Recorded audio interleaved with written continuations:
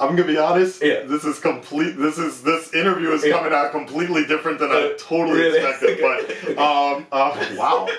Someone says to me like, "Oh, like Batman killed a guy." I'm like, "Fuck, really?"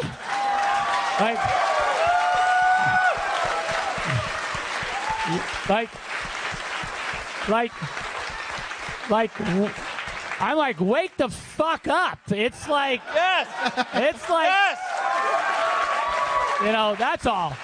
So like, I guess that's what I'm saying about like, you know, once you've like lost your virginity to this fucking movie, and then you come and say to me something about like, oh, my superhero wouldn't do that. I'm like, are you serious? Like, I'm like down the fucking road on that. You know what I mean? So, and it's a cool point of view. Look, I'm 100% fine with it. It's a cool point of view to be like, my heroes are still innocent. You know, my heroes didn't fucking, you know, lie to America. My heroes didn't, you know, embezzle money from their corp. My heroes didn't fucking commit any atrocities. I'm like, that's cool, but you're living in a fucking dream world, okay? So.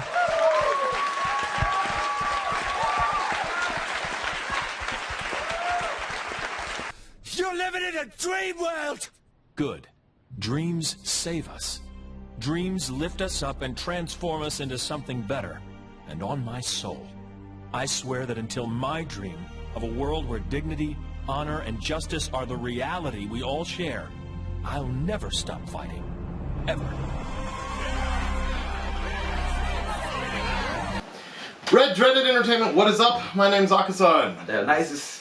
So, hey, we're going to do a little bit of a discussion here with Dionysos in regards to the Zack Snyder comments made recently over the weekend that's blowing up the internet. And I kind of was talking to him before we started filming some Young Justice, and he has no idea about it. And on top of that, some other interesting stuff about Justice League as well. So I thought it would be a good opportunity to give you guys a sort of fan, outside on the outside looking in point of view, because I thought it'd be pretty funny in this sense. But I guess first and foremost, the kind of big reveal is, so you've seen Man of Steel, right? Yes.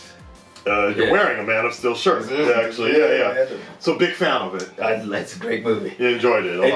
I did. Batman v Superman. Yes, it was a good movie. You loved it a lot. I liked it. Okay. Yeah. How many times did you see it? Actually? Just once. Oh, just once. Yeah, in the theaters. Yes. So you haven't watched it since then. So you actually watched only the the theatrical cut, right? That's right. So you've never seen the unlimited edition? No. Did you even know there was? No, I did not. Okay. I did not. Oh, that's interesting. So you actually really enjoyed the one that you saw in the theaters? Yeah. Okay. Cool. Yeah. It never felt like pacing or anything was bad for you. I mean, you can be honest about it. Like, fuck it. Was, you enjoyed it, right? It flowed well. I thought. Why? Because I got to see, you know, Superman go up against Batman, and Batman's, you know, kind of, he became, at the end he was kind of like cool with Superman at the end of it, right? Well, I mean, he was dead. The Superman was dead. Right, that's cool as you can be for somebody that died in the line of fire. But he felt that he had been wrong somehow, right? Like, he failed him in life, right? Because his mom, you remember they had the same names, that they had similar names and that stuff. So Martha, right? Martha, yeah. How did you like that? I thought it was pretty good. That's no, I mean it's fine. I'm so trying to be unbiased about this, but. So but I thought it was weird. Like I never put that shit together. That their moms were both named Martha. Like, but I didn't know. I didn't think I knew what Bruce Wayne's parents was named. Right. I mean, technically, but yeah. Did he make that up just for that movie? Okay. They always. Martha was a common name back in the day, I see. Just as Thomas was, ironically. So there's also that joke as well in terms of Batman's father, and I forgot which other superhero has the same name. Something like that. Yeah. Okay. And then also they even made a joke because that whole Martha thing became like a huge joke for you. I mean, we still make a joke about that where people are like, I mean, it got so bad to the point where they showed Godzilla versus King of the Monsters, and you see Godzilla about to get stabbed or killed by King Kong, and then one of them goes, Mothra. Man. Save Mothra. And so, anyways, but it's interesting. So you saw no faults with the theatrical release of Batman v Superman. Well, okay, so let me say this. Generally, I don't find too many faults in movies. Like, for example, Venom. Everybody saw Venom suck ass, and I loved it. Like, that's good. That's good. But it's I think really I'm looking at it from a different angle. Okay. Like, and if you look at how they set it up or the script and all that, you can find tons of faults. Yeah. I just. For me, movies are like big newspapers, and I just want to get little information out of it. Right. So that's so I may miss a lot of those things that other people be like, yo, that's fucked up. And then when I see it, okay, oh yeah, they could have done that better, but okay, yeah, I guess it's just a. What about how did you feel the portrayal of Superman was in the first of two movies, Man of Steel, BVS? Did you feel like he was the Superman you knew and was like recognized basically? Yeah, I liked him in Man of Steel. Okay. I liked Man of Steel. In Man of Steel. Yeah. And then in BVS, did you feel like his death did it affect you when he died? Yeah, I was.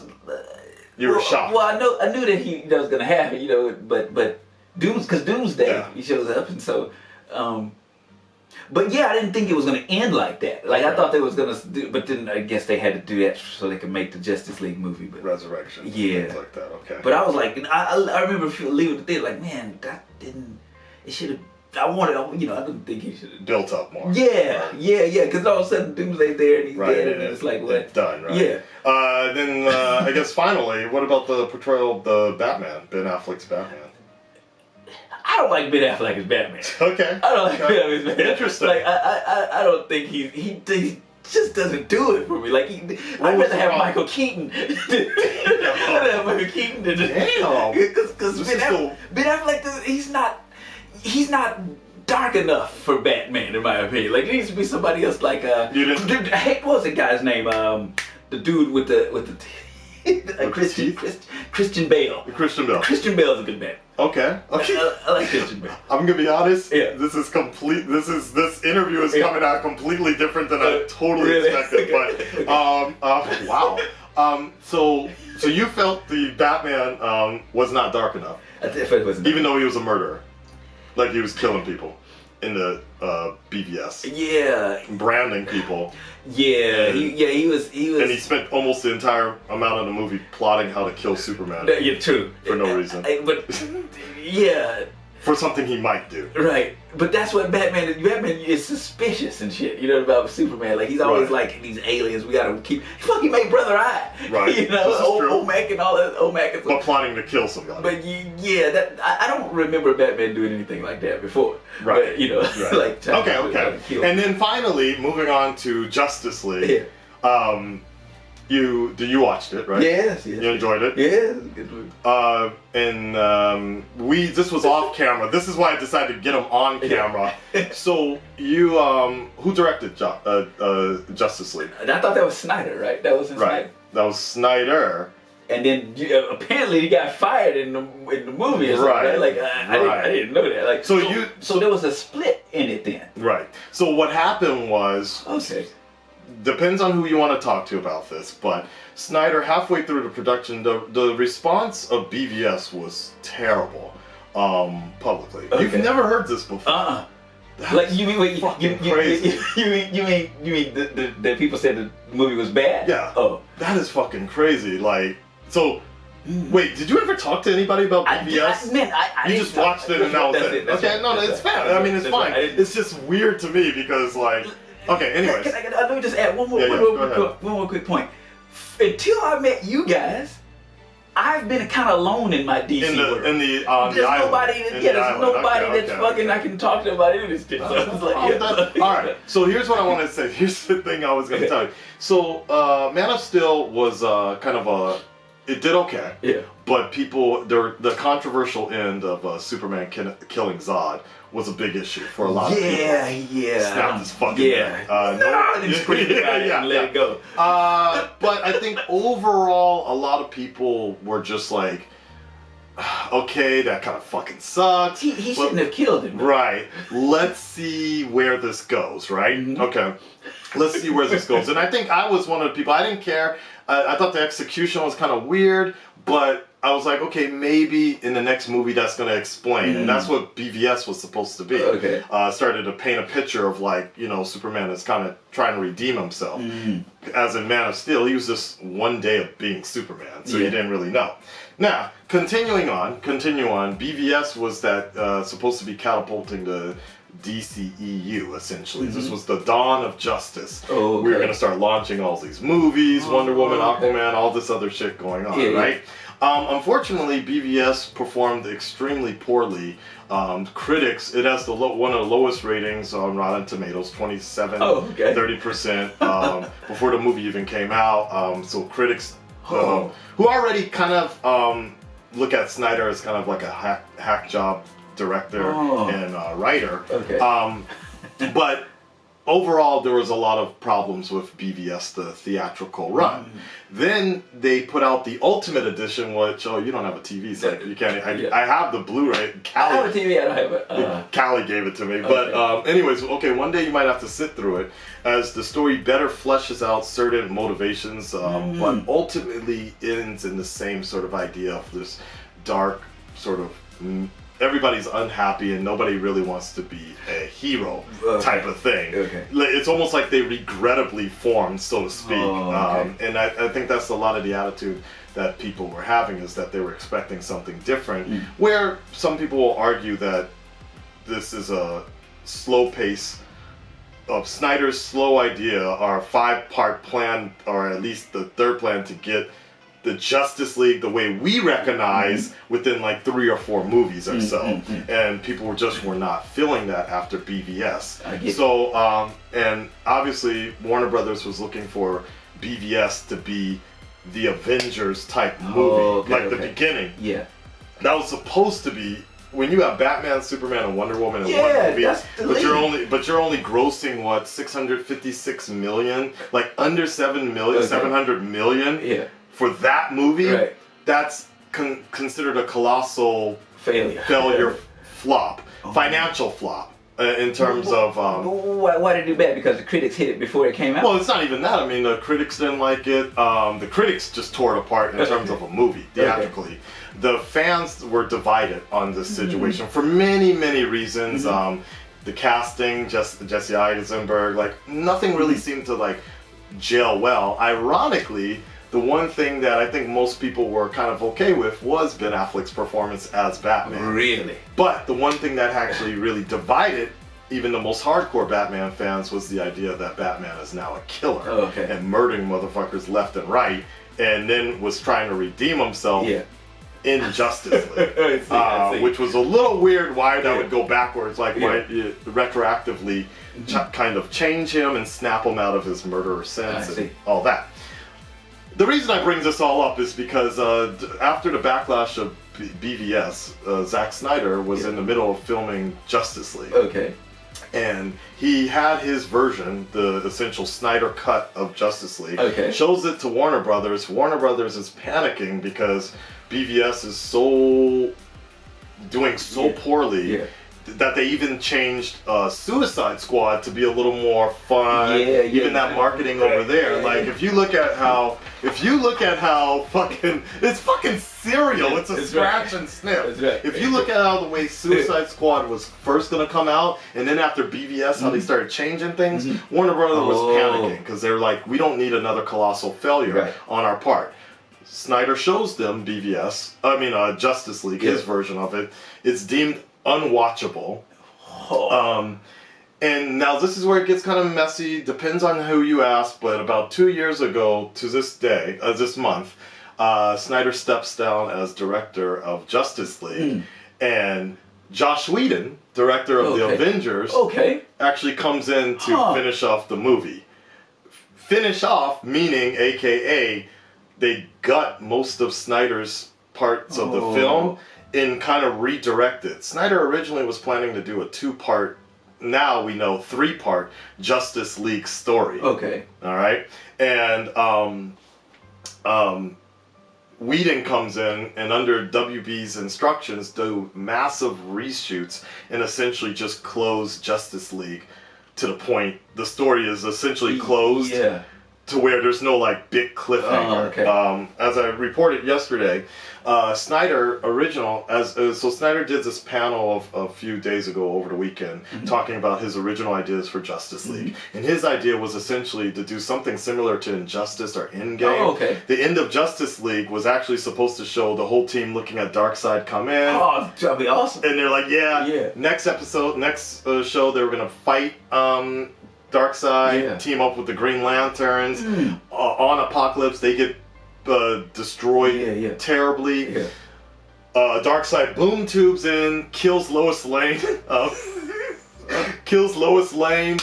Superman accepts the anti-life equation, becomes evil Superman, which is somewhat similar to what we already saw in Justice League. So he becomes kind of, dark Superman, whatever. That becomes the nightmare scene that we saw in BVS. Okay. The whole thing. And then essentially the third movie, I believe, was Flash, Batman, a broken cyborg, doing like in-game time travel type shit to fix the past. Hence, Lois is the key. Save Lois, like that. Anyways, I say all this because now you have a better idea. If you go back and watch Justice League, very poor performance, and that's why I'm so surprised because very poor performance because I think most people knew that this was a butchered movie, and you can easily see. I guess if you look out for it. Oh, you can see the cut where it splits and. Yeah, and with Superman, like you don't know anything about the CG or anything. So with Superman, when they did all the reshoots, they had to bring Henry back in. He was filming Mission Impossible. He had a beard. So they CG'd out his beard. So his mouth looks really fucking weird sometimes. But if you're not, that's what if you're not looking out for that, everybody that I've talked to that has seen Justice League, that doesn't know about it, something looks a little weird in the beginning when he's got that cell phone thing. You're like, what the fuck's wrong with his face? But if you're not really paying attention, I don't think it's as bad as people say. Justice League, but it's like once you know about something, then you focus on it. Here's what I wanted to get to finally. Zack Snyder gets on stage and he's talking about. Here, I'll just read it off for you because this is like Zack Snyder. He's been dealing with a lot of shit. The death of his daughter, and leaving the Justice League project, and he's venting. So he's venting, and he says, someone says to me, Batman killed a guy. I'm like, fuck, really? Wake the fuck up. I guess that's what I'm saying. Once you've lost your virginity to this fucking movie, I think he's referring to Watchmen. Movie. And then you come to me and say something about like, my superhero wouldn't do that. I'm like, are you serious? I'm like down the fucking road on that. It's a cool point of view to be like, my heroes are still innocent. My heroes didn't fucking lie to America. My heroes didn't embezzle money from their corporations. My hero didn't fucking commit any atrocities. That's cool, but you're living in a fucking dream world. So, this goes online.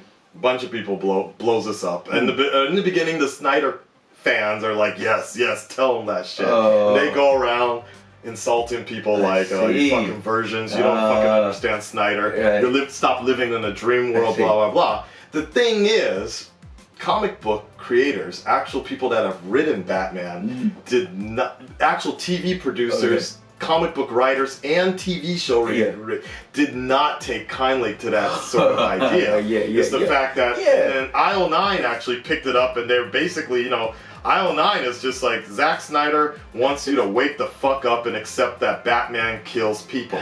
Now, I'll admit a lot of that was clickbaity, but that's still, like, it's to kind of trigger people, but it doesn't subtract what the point Zack Snyder was trying to make was, you know, he's been getting a lot of shit for making Batman a killer, and making it abundantly clear that he's fucking pancaking people without any resort, without any sort of conscience to it. And a lot of Batman writers and industry people took offense to that, and the fact that saying you're living in a fucking dream world, but your job was to create a fantasy story. That's right. The whole idea is that we have heroes to look up to. That's right. I'll just jump in and say this. I did like the Superman. To go back to the Superman movie, I did like the movie, but I felt it was dark. I liked it, but I was like, okay, this is a new direction with Superman, and I was like, okay, and I said, okay, I guess I can get it, but it was dark. The whole thing was kind of dark. Maybe it's this. Maybe it's if he was feeling, I don't know, upset about some stuff, he shouldn't have been doing the movie. Because it's like if you're having a bad day and you go to work, everybody at work has a bad day with you because you influence this shit. So, exactly. And not to say I'm sorry if he's having some problems, but I mean, I agree. I mean, and that's what the thing I was saying is, like, I feel like, I personally feel, I understand, like, I feel like he was trying to, it was some sort of therapy for him, and he was trying to get some shit off of his chest, but I also feel at the same time, this further proves why he wasn't the guy to be orchestrating an entire cinematic universe. Is that, you know, he's got his opinion, he's got his feelings on how superheroes should be, and I respect that, but I don't think that's what the majority of audiences are looking for. I don't think that's what WB was trying to invest in, obviously. And I don't think that's the cinematic universe that they were trying to build. Right. You want return customers. You want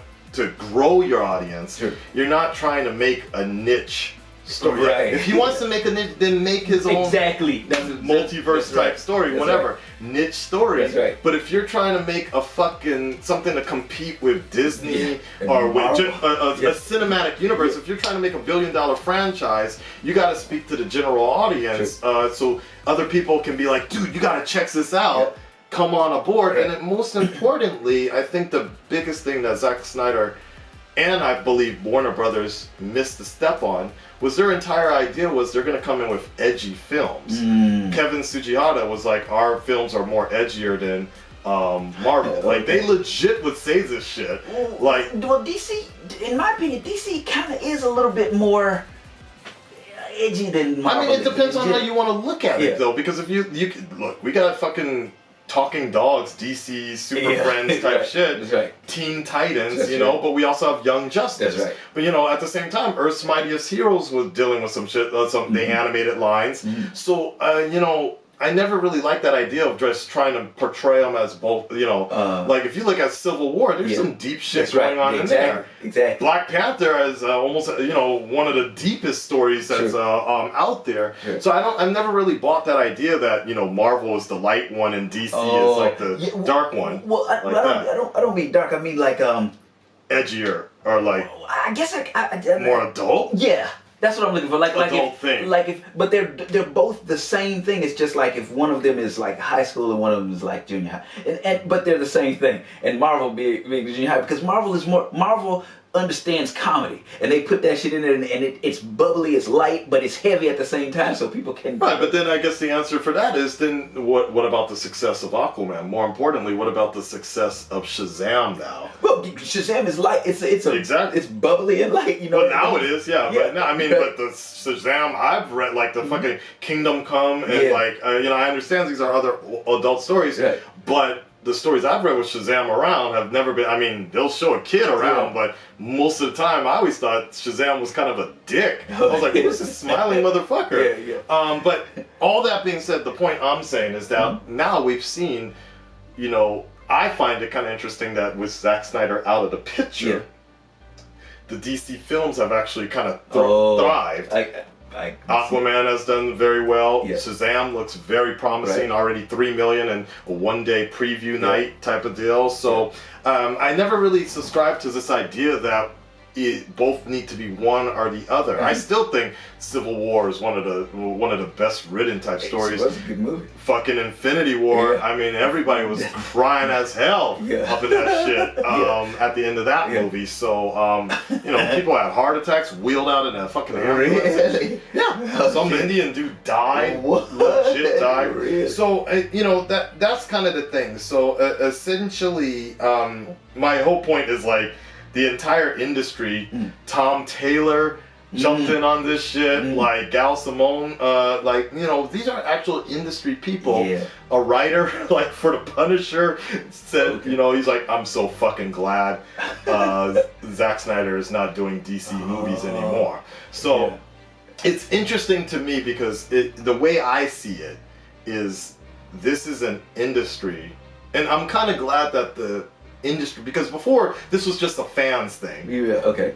But you now, got people that were okay with Batman killing, and you had people that were really upset about it.